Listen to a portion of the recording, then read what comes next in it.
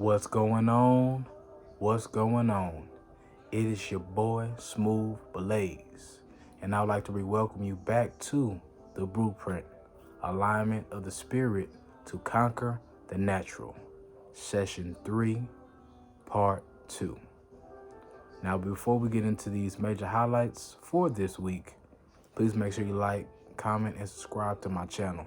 Also, hit that notification bell, select all, so you will not miss one video. Now, last week, the question that came up was, what are your spiritual gifts? Meaning, how can we identify these things? How can we navigate through these spaces to get these things done? So, as we go deeper into spiritual gifts, the question for this week will be, what types of spiritual gifts do I have? Let's really evaluate our internal selves and figure out what we have that we already need to be using better of.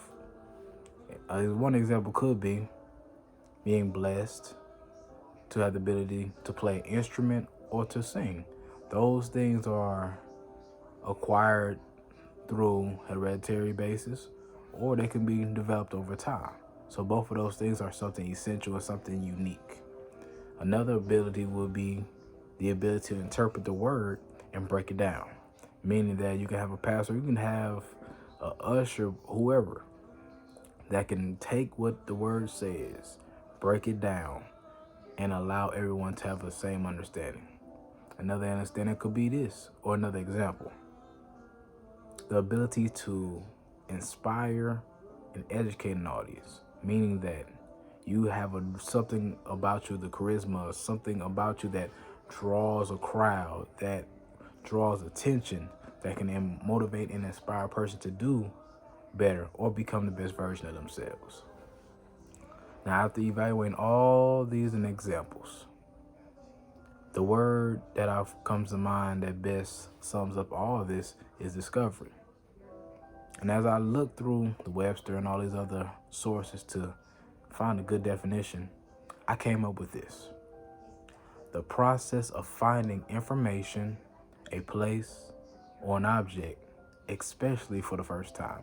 Meaning, sometimes it takes us a while to discover what our spiritual gifts are.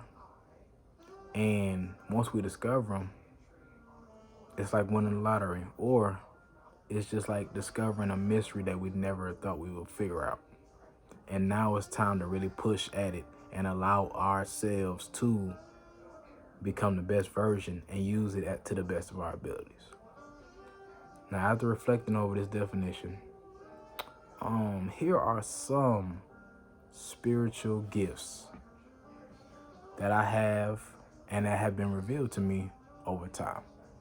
Number one, my ability to speak about my relationship with God amongst others. Meaning that at first, you're always not as confident to do that. But as you get comfortable and connected with Him, all of a sudden it just rolls off smoothly. And you want to tell about your story. You want to tell about your journey and how God has changed your life. So it's a beautiful thing. That's one gift that we should all have. Number two, having the capability to inspire and motivate others.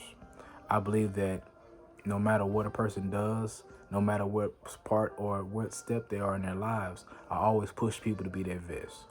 I always try to inspire them through my own actions, but also through my words.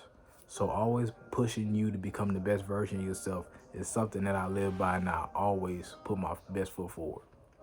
Number three, my ability to use my musical gift. I've been singing since I was 4, maybe 5 years old.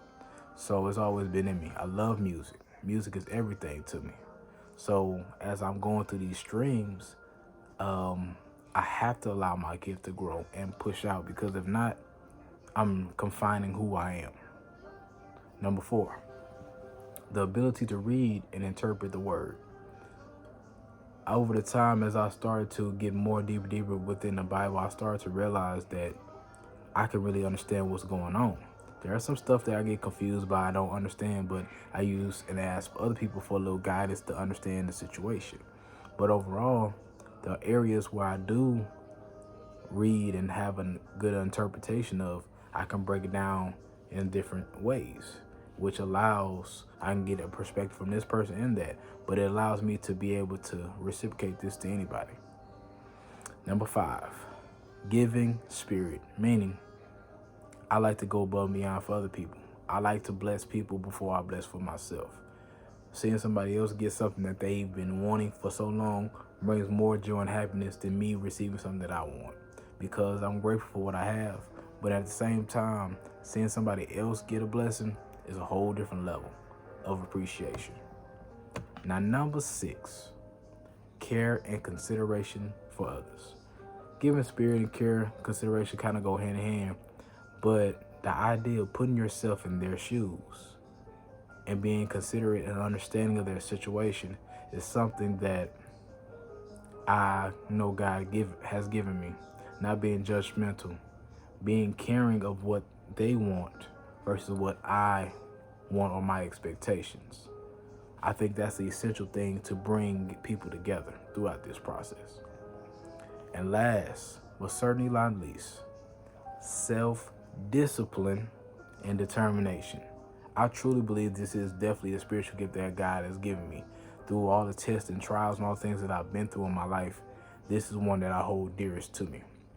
Having discipline, having determination allows you to go to levels and push to the point where you've never been before. So my thing is as I reflect over all 7 of these spiritual gifts that I've unveiled for myself over time, man, I just sit back and say, man, without these gifts, or if I haven't used this to my full capacity, I wouldn't be here. I wouldn't even be close to where I am currently. So with that being said, I'd like to thank you for taking the time out to check out my video, man. Please make sure you like, comment, and subscribe to my channel. Also, hit that notification bell and select all so you would not miss one video. It is your boy, Smooth Blaze, and I am signing out. Peace and love. However, before we go, we cannot control the hand that was dealt for us, but we can move with a purpose.